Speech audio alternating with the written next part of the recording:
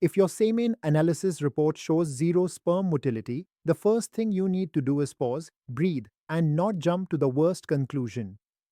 Zero motility sounds frightening, but in reality it is often misunderstood, and many times the report itself is wrong.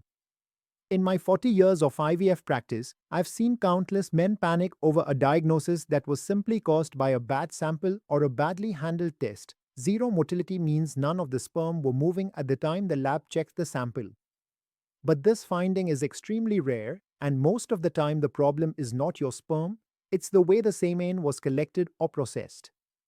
If you used a lubricant that kills sperm, if the jar wasn't clean, if the sample reached the lab too late, or if it was stored at the wrong temperature, the sperm will naturally stop moving. That's why the first step is always to repeat the test at a good lab before assuming anything serious. If the repeat test still shows zero motility, then we look at medical reasons. The first is necrozoospermia, where all the ejaculated sperm are dead. We confirm this with a special supravital stain test. The second is immotile cilia syndrome, where the sperm are alive but cannot move because of a structural defect in the tail.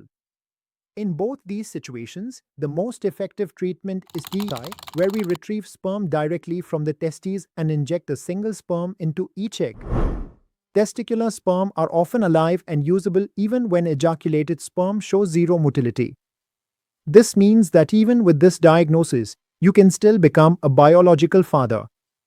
The next steps are straightforward. Repeat the semen test. Make sure it's collected properly and tested quickly. If zero motility is confirmed, get a supravital stain, speak to an andrologist, and explore TESA-ICSI.